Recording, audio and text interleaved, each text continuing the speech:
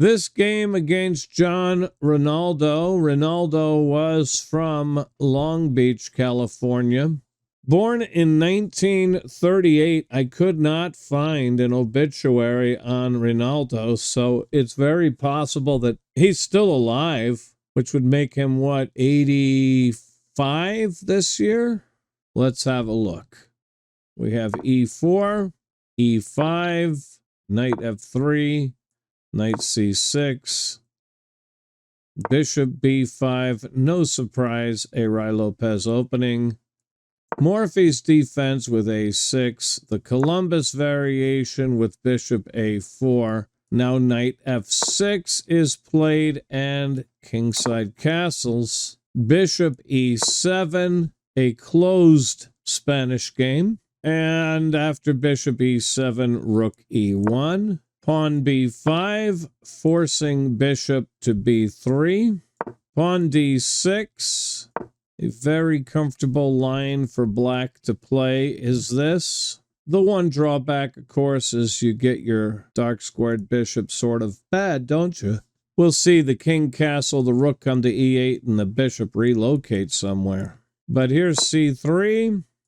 Black does castle. h3. Knight a5. Bishop c2. And by the way, we have transposed to Palkeres's variation. Palkeres being the Estonian champion that was the world champion that never was. 5-time candidate. He was one of the best players not to become world champion.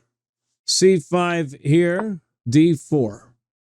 And we get into a Chigorin defense now with queen c7. You've seen all of this from the black side from yours truly. Queen's knight to d2, bishop d7, knight f1, king's rook to e8, knight e3, g6, bishop d2, bishop f8, just as predicted. It's actually this part of it that I often leave out of my games, depending on how they unfold, mostly because my opponent doesn't stick with the book this long either. Usually, my opponent takes either the E-man or the F-man by now after queen c7.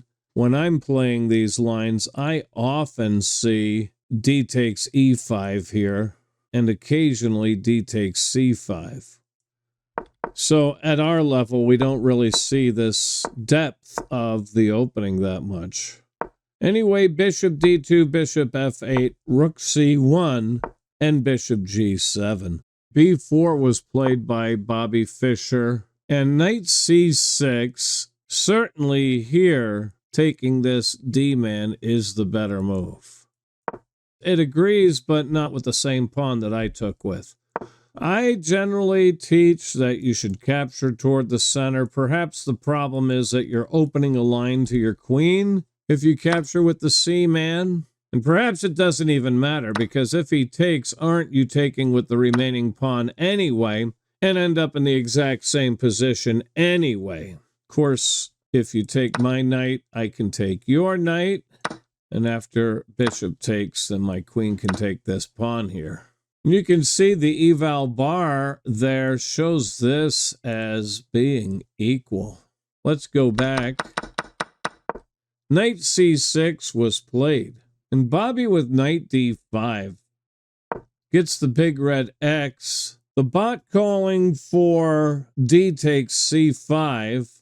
You do not want to play b takes c5 here. On b takes c5, d takes c5, d takes c5, knight a5. Yeah, knight a5 should be good. You've got doubled isolated pawns on an open file. Of course, you might say, well, isn't it, again, the same thing, just different? I mean, doesn't the position end up exactly the same? No, because if you d takes c5 here, I'm not going to take that pawn with my b-man. I'm going to go ahead now and play the knight to d5. That's what I'm going to do, ladles and jelly spoons. And if you trade knights, now you're going to have to take up refuge somewhere because your knight is in danger. Knight d8, knight e7, whatever. So it's not the same. But knight d5 is pretty compelling. It hits the queen, and knight takes the knight, and pawn takes the knight, and knight does go to e7 here. I don't know why that gets a question mark. Really? Sacrifice the knight for a pawn, says the bot. Didn't consider that.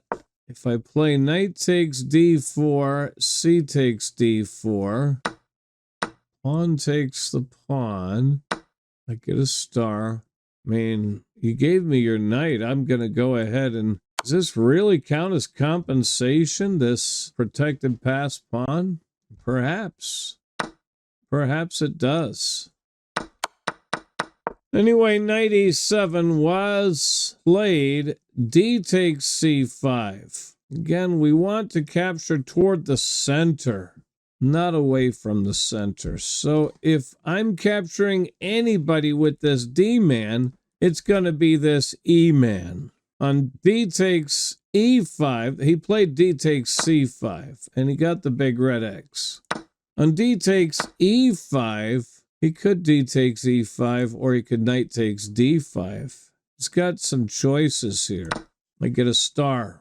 And if I pin you to your rook, then what? Maybe not so comfortable for black. What about D takes e5? Nope, that's inaccurate. All right, well, D takes c5 is a total miss, according to the annotator. Knight does take d5 here, begging for a hit on his knight, either at e4, pinning the knight to the rook, or at b3, pinning the knight to the king. It's not a hard pin, but it does line up with the king. And black says, I am not pinned. I'm going to play knight to f6. To me, that's a mistake. It gets a star. I don't like the idea of opening this line for my opponent. If I'm in black's shoes, I want to break this pin. So my move would be something like bishop d6 right here. Bishop e6. I get an exclam for this. You want to break this pin against your king. You don't want to open lines to your king. Let's put it that way. Open lines he did, and Bobby Fischer captured the D-man. Queen takes d6, knight g5, super attacking this pawn, rook f8, bishop e3, putting the question to this queen. That question is answered with a queen trade, and king's rook takes the queen. Now, why king's rook and not the queen's rook? Well, the queen's rook is busy making this pawn safe. So the king's rook. Probably 6 of the one and a half dozen of the other. But generally, if you've got 2 rooks to choose from, you've got 2 ways of looking at it. The Oscar Pano approach is to carefully calculate and consider which rook to capture with. And when you've made up your mind, use the other rook.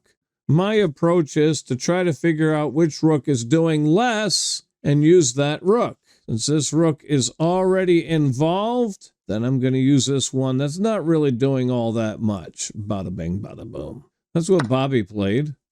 H6 puts the question to the knight. That question is answered by transferring to the e4 square. A remarkable move indeed. What's so remarkable about it? Well, it's undefended there, is it not? But the knight, ladles and jelly spoons, is overworked. It cannot both defend this bishop and capture that knight. So you can only do one or the other. So Bobby here wants to go ahead and trade knights on f6 with check. Rinaldo acquiesces to Bobby's plan and trades the knight here on e4, relinquishing control of the d7 square. I think that's a mistake. He should have played bishop e6 or bishop f5. My preference would be bishop f5. I don't want to double and isolate pawns on an open e-file. So personally, I'd play here, and I get a star for that. But bishop e6 is still better than knight takes knight, either move. What does bishop e6 get? That gets a check mark. Now, what does knight takes knight get? That gets a question mark. No surprise. Well, of course, rook takes rook, and I've infiltrated into the dark domain. Black has cause for concern. He played queen's rook to c8, pawn c4, knight g5, bishop takes the knight. Bobby, ever the master of simplification. When he has an advantage, he loves to simplify. And so I might have secured this pawn first with c5, because I'm just nowhere near as good as Bobby. But the logic is, since I'm taking your knight, you pretty much have to recapture my bishop. But do you? I mean, it does get an inaccuracy, because can't I just take this pawn and attack this bishop? He didn't. He played pawn takes the bishop, and Bobby played c5. And on move 30, black already resigned. These guys, man, they threw in the towel way too soon. I mean, granted, white should be winning. Look at that eval bar. But it's not like Rinaldo had an eval bar to look at. And that C-man is awfully menacing. But after all, it's 6 pawns to 6 pawns, 2 rooks to 2 rooks, and opposite colored bishops. If I'm in black's shoes, I'm going to see if he'll trade rooks. Yeah, I see the problem, though. If you try to trade rooks, he pushes the C-man. Doesn't work, does it? You try to trade rooks. Oh, I can't use that rook anyway, because that undefends that. So that doesn't work. So if you try to trade this rook, no, that also undefends that indirectly by overworking that. Hey, I could actually play this. And you cannot take without losing your rookie. Okay, I guess I see why black resigned. That passed pawn was a winning move, wasn't it? Discovering, I was focused on the pawn more than this discovered attack, but that is the real point here, isn't it? The focus on the F-man. Let's look at the numbers. 94.1 accuracy for Bobby Fischer. 87.7 accuracy for John Rinaldo. Fischer's single game rating assessment was 2,700. Rinaldo's was 2,350. You know, white really outplayed black in that game. Both players had a real good opening. It didn't even leave book till forever. And both players navigated the middle game pretty well. But this great positioning and coordination of white's pieces simply outclassed black.